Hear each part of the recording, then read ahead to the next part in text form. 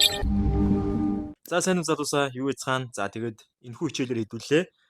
Ерөнхийдөө одоо энэ интернал болон эсвийн бүтцүүдийн хоорондын холбоо хамаарлал гэж яг юу гэдэг юм бэ гэдэг талаар ярилцгаулна. Интернал болон эсвийн бүтцүүд нь хоорондоо яаж холбогдож хамаардж явдаг юм бэ гэдэг талаар хэдүүлээ ярилцсана. За номер 1-т ойлгох ёстой зүйл бол интернал бүтцийн хай болон лов ер нь ямар байдалтай байдаг юм бэ? За мэдээж бид нэр эсвийн хай болон ловын талаар бол маш их ярилцсан байгаа. Интернал бүтцийн хай болон ловууд бол эсвийн бүтцийн хай болон ловыг үүсгэж чадаагүй тийм жижиг хэмжээний нугалрлуудыг интернал бүтцийн хай болон лов гинэ гэж ойлгож болно гэсэн. Окей. За тэгээ интернал бүтцийн хай болон ловууд нь ерөөдөө 5 каналаас бүрдээгүй эсвэл алдаатай эсвийн хай, алдаатай эсвийн ловудаас бүрдсэн ийм нугалрлуудыг интернал хай лов гэж нэрлэдэг. Окей. За ерөнхий хэлбэр нэг иймэрхүү байж болно. За ер нь бол тэгээд энэ бол ер нь их цонхилдог хэлбэр. Нэг чиглэлийн хөдөлгөөн явьж байгаад эсрэг чиглэлийн candle гаргаад буцаад чиглэлийн хөдөлгөөнийг үргэлжлүүлсэн ийм хөдөлгөөнийг яг ингээд дагуулад зурх юм бол ингээд интернал энэ яг ингээд нэг юм нугалрал байгаад байгаа. Нэг юм оройтой, нэг юм ёроолтой, нэг юм импульстай тий. Тэгэхээр интернал бүтцийн хувьд бол интернал бүтэц ерөөс яаж явж байна? Импульс, трейсмент, импульс адилхан л явж байгаа. Гэхдээ гол нь эсвийн бүтэц шиг том хэмжээтэй байж чадахгүй бас трендийг бүтээдэг тийм бүтэц биш ээ. За тэгэхээр одоо интернал бүтэц эсвийн бүтэц хоёрын хоорондын ялгаан дээр тайлбарлах юм бол интернал бүтэц гэдэг бүтэц бол өөрөө ерөөсөө дандаа жижиг вейвүүдээс хамаардаг, жижиг вейвүүдээс бүрддэг, маш их жижиг хэмжээний хөдөлгөөнүүдийг хилдэг. Эсвийн бүтэц бол өөрөө том вейвүүдээс хамаардаг, том хэмжээний хөдөлгөөнүүдийг үүсгэдэг. Тэгээд мэдээж одоо хай болон лоу бол маш цэвэрхэн үүсдэг юм хөдөлгөөнд байгаа. Интернал бүтцийн хувьд бол 5 candle хүрэхгүй 5-аас доош тооны candle-уудыг өөртөө багтаасан байх ба хамгийн доотлолтой 2 candle-ыг багтаасан байх боломжтой байдаг. 2-оос яг нь 4 candle-ийн хооронд байгаа нь шүү дээ. За тэгээд эсвийн бүтцийн хувьд бол 5 candle-ыг заавал багтаасан байх ёстой. Заавал big throw candle-тай байх ёстой. Big throw candle-ийн хоёр талд 2 candle-тай байх ёстой гэсэн дүрмтэй байдаг. За интернал бүтцийн хувьд бол трендийг үүсгдэггүй. Харин интернал бүтэц юу үүсгдэг вэ гэвэл эсвийн бүтцийг үүсгдэг. Эсвийн бүтц нь өөрөө трендийг үүсгдэг байгаа. Тэгэхээр интернал бүтэц бол өөрөө эсвийн бүтцийн импульс болон трейсмент хөдөлгөөн буюу эсвийн бүтцийн хөлнүүд гэж ярьдаг. Би бол одоо давлгаа гэж яриад байгаа тий. Давлгаанууд дотор агуулгадж байж жижиг нугалаануудыг нь интернал бүтэц гэж нэрлэдэг гэж ойлгож болно гэсэн. Окей. За тэгэхээр үндсэн интернал бүтэц одоо яг бас эсвийн бүтцээрээ юугаараа ялгаатай вэ гэх юм бол интернал бүтцийн эргэлтийг нь чөөч буюу change of character гэж нэрлэдэг. Эсвийн бүтцийн эргэлтийг нь буюу reversal-ыг нь өөрийг нь BOS буюу break out structure гэж нэрлэдэг. Ийм хоёр ялгаатай хөдөлгөөнөөр эргэдэг гэж ойлгож болно гэсэн. За адилхан тал нь юу вэ? Хоёулаа market structure mapping-аар ажилладаг буюу хоёулаа week breaker чөөчийн, week breaker BOS-ийн, week breaker үргэлжлэлийн хөдөлгөөн үүсгэдэг гэж үздэг. Окей. Тэгэхээр body breakout ашигладаггүй байна шүү дээ энэ хоёр дээр хоёулын дээр. За тэгээ ер нь бол body break-ийг миний хувьд бол зөвхөн sport болон resistance дээр л breakout хийхэд ашигладаг. Бусдаар бол нэг ашиглаад байдаггүй. За тэгэхээр одоо хэдүүлэнд нь маш гоё зураглал байна. За баруун талд бол биднэрт aftrend-ийн зураглал байна л та. За aftrend-ийн хөдөлгөөн дээр интернал болон эсвийн бүтэц яаж хоорондоо холбоо хамааралтай ажиллаж байгааг гэдгийг ойлгочих юм бол downtrend-ийг би заавал тайлбарлаад авах шаардлагагүй гэж үзээд байгаа. Тийм болохоор uptrend дээр хэдүүлээ ярилцъя. За uptrend-ийн хувьд бол uptrend-ийн бүтц нь за импульс хөдөлгөөн явлаа. Импульс хөдөлгөөн явж хагаад энд харагдаж байгаачлан ийм нэг баг зэргийн нугалрал үүсгэлээ. Гэхдээ энэ нь яг эсвийн нугалрал байж чадаагүй, эсвийн хай биш, эсвийн лоо биш те.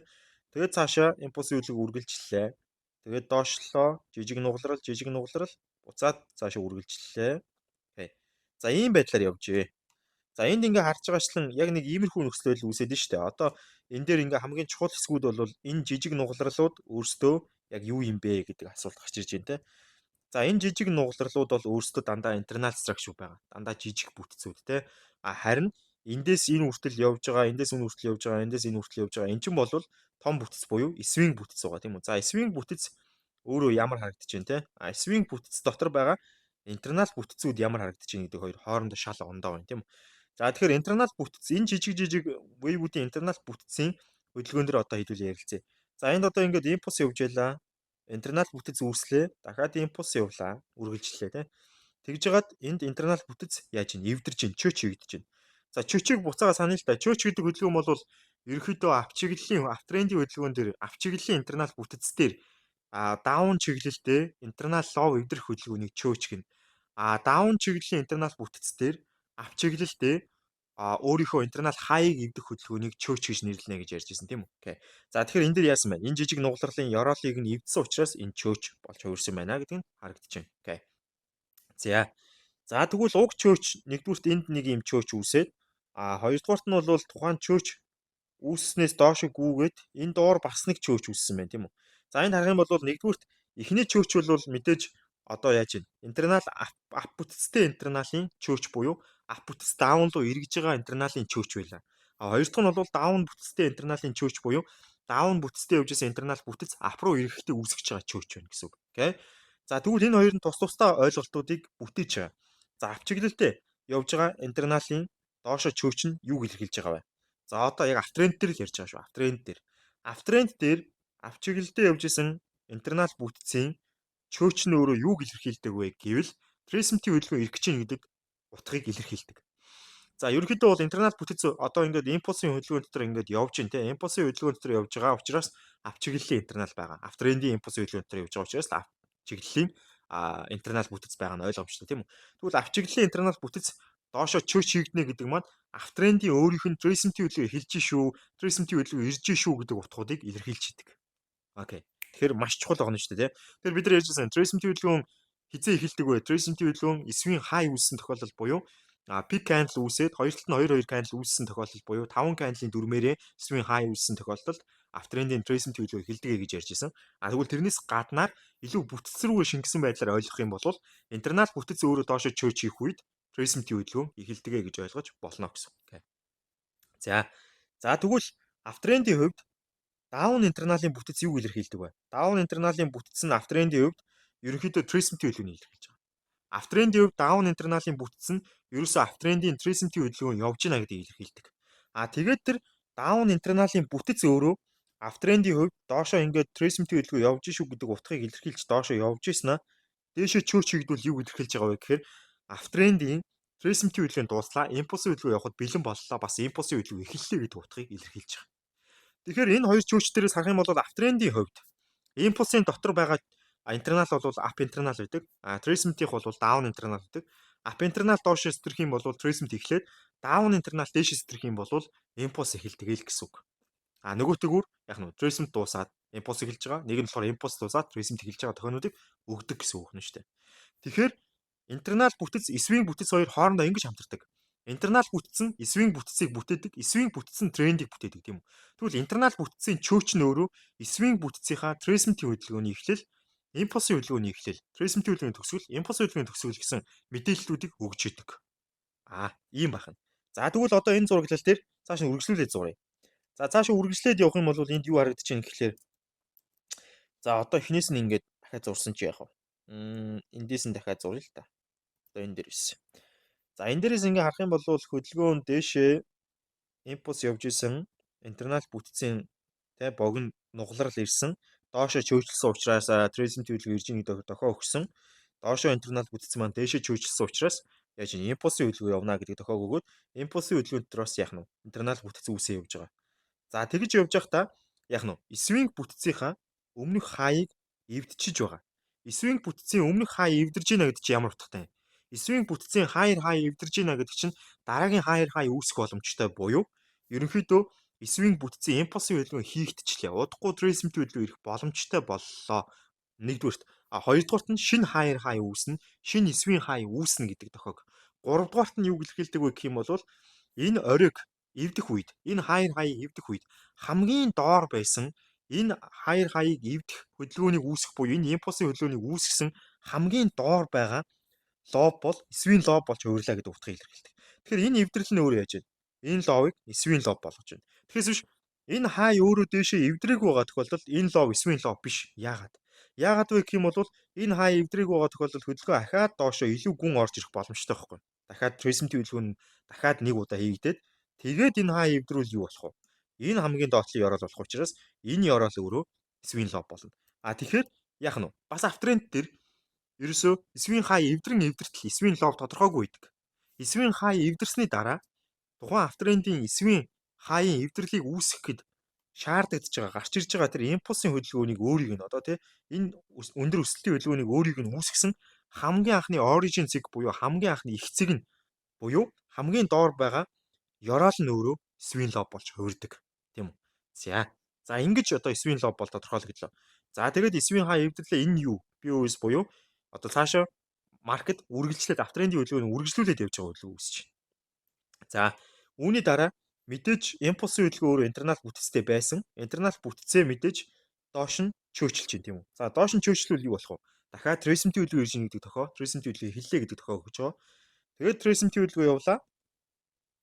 Тэгээд трейсментийн хөдөлгөөний дотор талд бол мэдээж жижиг хэмжээний нуглалууд буюу нөгөө нэг интернал бүтц маань үүсэж явж байгаа.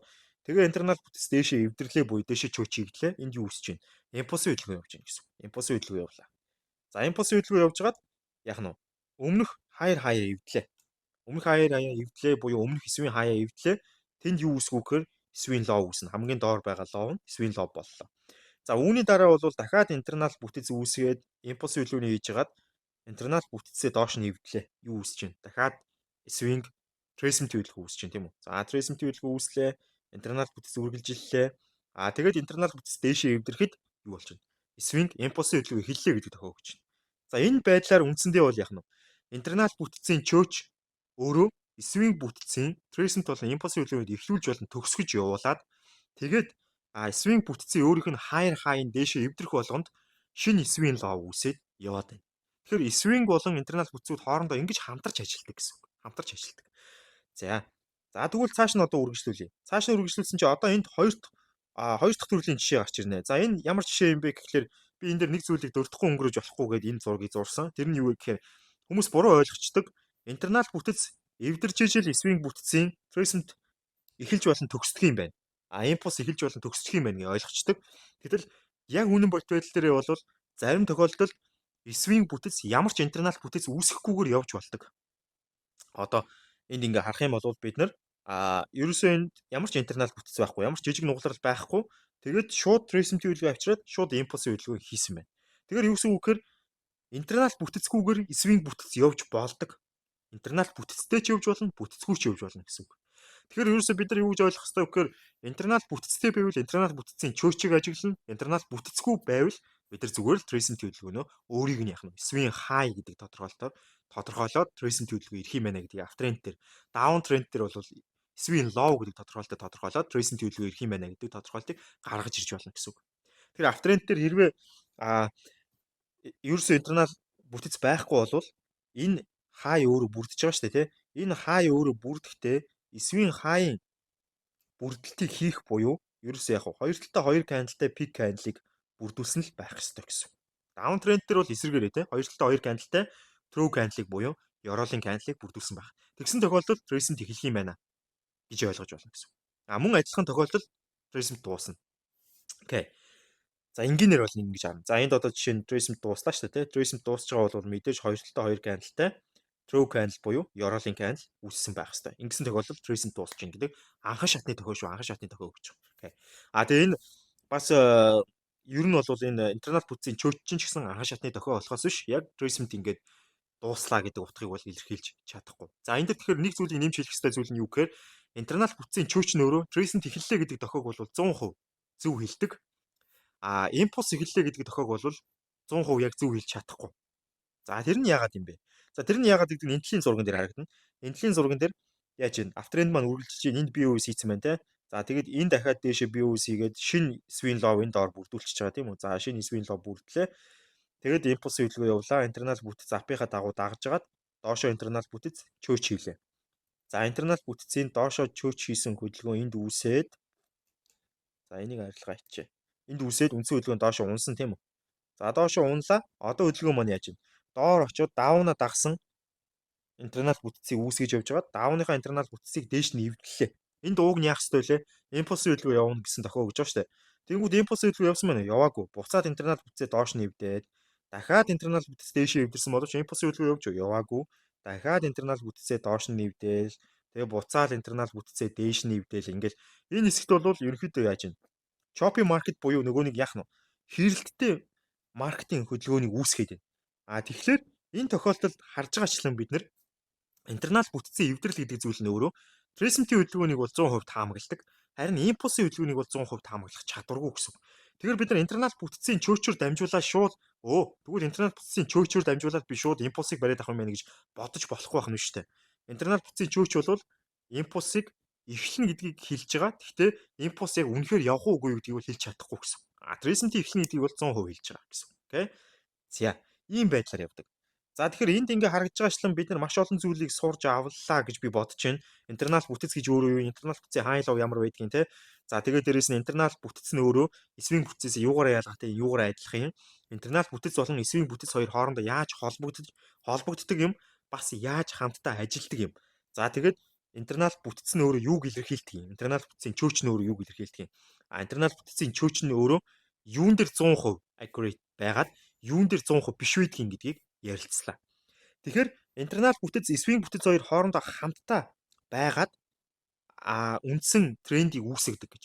Интернал бүтэц маань эсвийн бүтэцийг үүсгээд эсвийн бүтэц маань бүтэн трендийг үүсгэдэг. Энэ хоёр маань хамтдаа ажиллаад бүтэн трендийг үүсгэж чинь гэсэн үг шүү дээ. Окей. Зарим тохиолдолд интернал бүтэцгүйгээр эсвийн бүтэц цаашаа үүсээд явах бас тохиолдол байдаг гэсэн. Окей.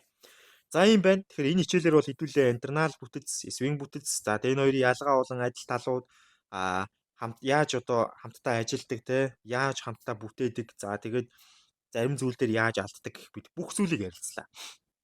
Тэгэхээр одоо энэ хичээлийг ингээд үзснээрээ бол бид нар яаж ийн гэхлээр ерөнхийдөө яг маркетинг бүтэц тал дээр бол илүү дараагийн түвшинд рүү шилжиж ийн гэсэн үг л те. Илүү олон тооны ийм одоо эргэлзээг тайлж өгч байгаа. Ямар эргэлзээ вэ гэх юм бол маркет дээр чарт харахаар маш олон тооны орой оруулалт байгаад байдаг. Тэгэхээр маш олон тооны орой оруулалтаас аль нь эсвийн хаян, аль нь эсвийн ловын, аль нь бишийн мөн юм. Тэг бишийн бол тухайн жижиг хай ловууд нь юу юм те. Тэдний эвдэрлийг бид нар юу гэж ойлгох гэдэг чинь асар олон асуудлыг дагуулдаг байхгүй. Хэрвээ бид нар одоо интернал бүтэц, эсвийн бүтэц гэдгээ ялгахгүй бол бид нар юу болохыг би маш энгийнээр харуулъя л та. За ийш нь дээш нь ингээд тавьж байгаад бид нар ийш нь тавьж байгаа харах юм бол бид нар хэрвээ тэрийг ялахгүй бол бид нар энд ингээл breakout хийгдэнгүүт нь окей тренд эргэжлээ гэж бодоод сээлтэл явж итл энд ингээл breakout хийгдэнгүүт нь окей тренд эргэжлээ гэж бодоод байдаал тэгэл ингээл яг уу ингээд нэг хит хитэн удаа ингээд сээлдээд ингээд хит хит удаа ингээд байдаад ингээд амжилт оллоо л та тийм ингээд сээлдээд ингээд амжилт болоод яваад байгаа.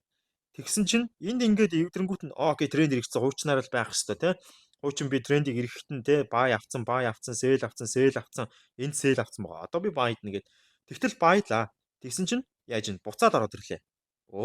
За тренд эргэж байгаа юм сээлдий. Тэгсэн чинь сээлдлээ баг зэрэг явснаа буцаад ороод ирлээ. За юу болоод н одоо тэгвэл байд. За баялаа тэгсэн чинь буцаад ороод ирлээ. Гэх мэтлэнгээр ингээд энэ жижиг wave-үүдийг буюу нөгөө интернал бүтцийгээ бид нэр өөрсдийг нь тренд гэж авч үзээд өөрсдийг нь трендing том бүтэц буюу эсвийн бүтэц гэж авч үзээд арилжах юм бол бид нар асар хурдан маш их хэмжээний алдагдлалт shopping market ирэх үед орно л гэсэн. Асар хэмжээний алдагдлалт орно. Асар хэмжээний цаг хугацаа алддаг. Би өөрөө яг тэрний тод жишээ яг гэх юм бол би интернал болон эсвийн бүтцийн ялгааг нь тодорхойлохгүй энэ дэр жоохон залхуурч хойрогсноос болоод би маш их хэмжээний алдагдлалд орж исэн. Алдагдал бол юу ч хамгийн гол нь цаг хугацаагаар би маш их хэмжээгээр алдчихсан. Тийм учраас интернал болон эсвийн бүтцүүдийн хоорондын ялгаа гэдэг бол амар чухал зүйл байдаг. Амар чухал. Одоо бид нар дараа нь яг практик хичээл дээр харна. Гэхдээ одоо ч гэсэн харъя л та. Одоо жишээ нь ихэд энд асар олон яг нь орой болон ёроолууд байгаа. Орой болон ёроолууд байгаа асар олон эргэлтийн хөдөлгөөнүүд байгаа. Энд эргэхтэн л би сээлдэл, энд эргэхтэн л би байдаал ах юм бол энэ сээлч амжилтгүй, энэ баач амжилтгүй байна. Мөн л адилхан тийм. Одоо энд ингээд хараа явж итэл за энд эрэнгүүт нь би байдаал, энд эрэнгүүт нь буцаад би сээлдэл ингээд ямар ч юм утгагүй болж эхэлнэ гэсэн үг. Маркетинг бүтэц гэдэг зүйлийг ойлгохгүй байгаа хүний хувьд бол мэддгүүд мэрэгэн мэддэгт мэрэгэн цохор, мэддгүүд эрээн цохор гэдэг шиг л юм болно. Тийм учраас бид нар маркетинг бүрэн уншиж сурах хэрэгтэй. Бүрэн уншиж сурахын хамгийн ихний алхам бол бид нар яг нь маркетинг зөвхөн нэг цаг дээр, олон цаг дээр биш шүү. Энэ миний зааж байгаа өмнө заасан бүх хичээлүүд бүгд ганцхан цаг дээр л явагдаж байгаа. Зөвхөн ганцхан цаг дээр маркетаа эхлээд уншаас сурна. Дараа нь олон цаг руу шилжинэ. Тэгээд олон цагийн хооронд нь холбоно. Зөв холбож сурна. Тэгээд зөв холбосны үндсэн дээр хаана нь орох уу, хаана нь гарах уу гэдэг тухай ярина гэсэн үг. Окей. За тэгээ ямар нөхцөл байдалд ямар сетапаар яаж арилжах уу гэдэг чинь бүр шал өөр. Тэр олон цагууд дээр холбоо хамаарлаасаа хамаарат маш олон төрлийн арилжааны боломжууд, маш олон төрлийн арилжааны сетапууд байгаа. Тэр болгоныг бүгдээрээ одоо хүртэл үзсэн байгаа хичээлээрээ хизээж ойлгох боломжгүй. За тэгэхээр зүгээр нэг ингээд одоо тренд гэж нэг юм байдг юм аа. нэг даун, нэг ап те. Ингээд одоо юу гэдгийг high high higher low, lower high, lower lowтай болвол up trend, down trend гэж тодорхойлдог юм аа. Crescent гэж нэг юм байдгийн, impulse гэж нэг юм байдгийн гэж тайлбарладаг. Тэр тайлбарууд маань яах нь вэ? Маш буруу байх нь шүү дээ. Тренд гэдэг бол тэр чигтээ fractal structure буюу нэг зүйлээ дахин давтаж байгаа бүтц байгаа даа.